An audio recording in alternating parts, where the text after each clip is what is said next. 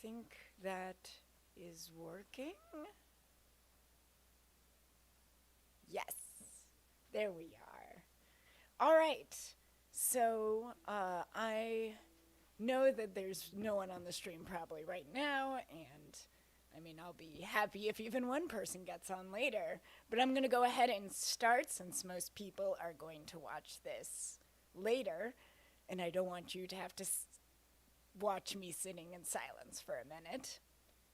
So, with that, welcome to Daily Metal. I'm Emma, the heavy metal lawyer, and I sound like shit right now, but I promise I feel a lot better than I sound. And fortunately, I did not have COVID. Thank you, Satan. So, I thought we'd do something different today. Today, Darwin Falls by mathy, noisy, grindcore, insanity band Fawn Limbs came out. As I talked about in a previous video, I've been very excited for this album ever since listening to the ludicrously heavy single from the album, Twitching Lapsing, that also had some luscious Naked City type saxophone. I've listened to it. I was originally just planning on listening to it once so you could get that pure initial reaction. But this album is so dense and has so much going on in its 35 minutes that I actually wound up listening to it like 4 times. But yeah, so let's go with my initial review. First, let's talk about the history of saxophone in metal music for a little bit of context as to the sound that Fawn Limbs has in this album. Saxophone is a very misunderstood instrument, and unfortunately, that's at least in part due to some rather silly sax compositions throughout history. Sax is a go-to instrument for avant-garde and experimental music due to the ability to play notes in such rapid succession and the variety of techniques that give it sounds that have quirky timbres and tones. They sound like farts, basically. So as one would expect, sax can be found in metal's more pretentious corners like prog metal, avant-garde metal, and post-metal. I still don't know what post-metal means. If you know what post-metal means, let me know in the comments. I'm not a huge fan of its use there for the most part because, again, throwing in sax just to be experimental is a bit vulgar, a bit cheap. However, there are some other uses of sax in metal that are not so crude or pretentious. There's the funky thrash metal band Mordred, who incorporated sax in the song Shut off their album The Next Room in 1994. And Spanish heavy metal band Baron Rojo incorporated sax in Son Como Hormigas in their 1982 album Volumen Brutal, which is one of the earliest examples of sax in metal music that I could find. But the subgenre of metal that has most successfully and pervasively incorporated sax is grindcore, and that is due largely to jazz composer John Zorn. John Zorn is a rare and precious kind of musician who is and always has been very open-minded to other genres of music, and he was particularly impressed with a band he found out about in the late 1980s called Napalm Death. None other than the founders of grindcore music.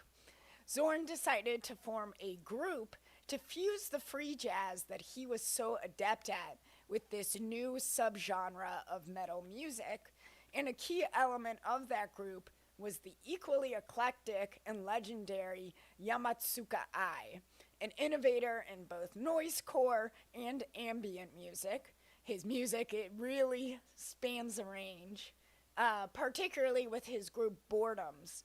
I definitely am going to cover their album Chocolate Synthesizer at some point because it's one of my favorite albums of all time. It's an amazing album. Anyways, this team up of Zorn, I, and some other free jazz musicians was called Naked City, and they put out a number of great albums, the most influential of which is Torture Garden. This album was released in 1990, right around the time that grindcore as a genre was really starting to take off, with bands like Carcass as well as the aforementioned Napalm Death.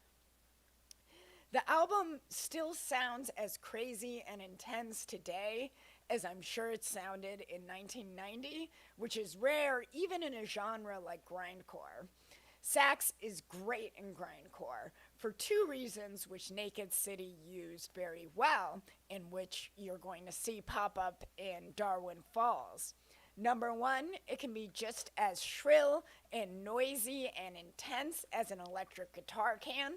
But number two, it can also be incredibly smooth and soulful, practically the opposite of what grindcore sounds like as a genre, which when used well is like putting a white object on a black background. It makes both the grindcore sound more intense and the sax and the smooth jazz soulful sound more soulful.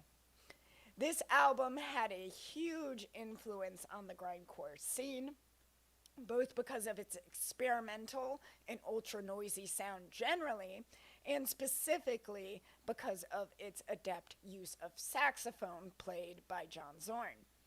In a great example of reciprocal influence, John Zorn would go on to guest star in a track by Napalm Death, the band that inspired Naked City. The track is called Everyday Pox and it's off their album Utilitarian. It's one of my favorite tracks on that album. Make sure to check that out. This sax flavoring is definitely the most common way you see sax pop up in grindcore, usually just on one or two songs in an album. Like, for example, one of my favorite grindcore bands today is a band called Chapang. And in their track Antim Bet off their album Chada, there's this great manic sounding saxophone that's very John Zorn, very Naked City. It's track 12 on the album, so it's like this perfect kind of surprise saxophone where you're just hearing like pretty standard, good, but like pretty standard worm rot, Magruder grind type grindcore, and then all of a sudden, oh shit, now there's saxophone. But there's also been some great grindcore jazz, more in the vein of Naked City as a concept, like Dead Neanderthals and other bands in the so-called new wave of Dutch heavy jazz scene. And there's actually a great compilation album called The New Wave of Dutch Heavy Jazz, which features Dead Neanderthals and a lot of these other great bands. And they really expanded the idea of what kind of sounds you could get by mixing the frantic rhythm and song structures of grindcore with saxophone, unaccompanied by other instruments usually, like with Dead Neanderthals. It's just saxophone and drums. And while I don't quite like that as much as something like Fawn Limbs or even Naked City, it's very cool to listen to, and I think it's a great thing to show, you know, the people in your life who maybe like jazz but aren't so much into metal. But let's finally get to the album of the day, Darwin Falls by Fawn Limbs, because holy shit, this album. Holy shit. This album is seedy, cyberpunk, dystopian madness. The band's album last year, Sleeper Vessels, was one of my favorite releases that year, just in terms of pushing the boundaries of how intense, frantic, and unpredictable extreme metal could be. The album was usually described as mathcore, and that's kind of, if you're not familiar with that, it's the sort of go-to term for really heavy music played in unusual and complex rhythms and song structures. And certainly that mathy feel returns on Darwin Falls. particularly with the guitar playing. There's riffs on this album that are just mind-boggling. But now it is perfectly paired. It's just like it's peanut butter and jelly perfectly paired with a film noir soulful sound provided by the saxophone. Major kudos to Ivan Zapata, the saxophone player. Really cannot give enough credit to this guy for helping to make the sound of this album. And in addition to the saxophone, there's also clean guitar, piano, cello, viola, oboe, trumpet, and most of all, the deadpan spoken word of Lee Fisher, who is credited as the narrator, which normally I would consider a bit corny, but here it really works because, again, the soulful passages in this album would fit as narration in like a 1940s detective movie, or perhaps a more sci-fi spin-off of that genre, like the movie Blade Runner. I've listened to songs you people wouldn't believe. Oboe over blast beats. I heard saxophone mixed with harsh noise electronics. All those moments blend together like tears in rain. Oh, sorry. I got a little too into that bit.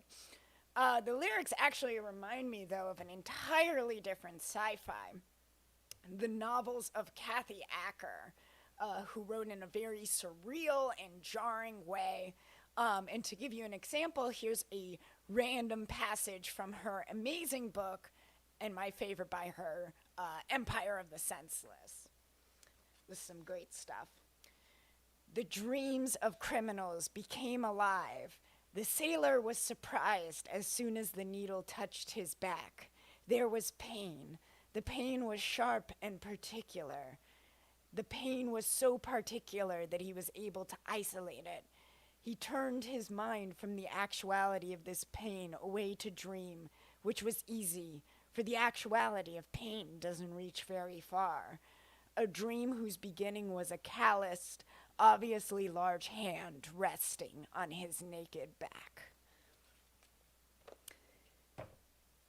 So, the band also had passages in the music that are outright doom metal, most epically in the final track of the album Dissolver, a very appropriately named track because it seems like every element of the album comes together in this track in a tsunami of heaviness, only to then be dissolved into nothingness.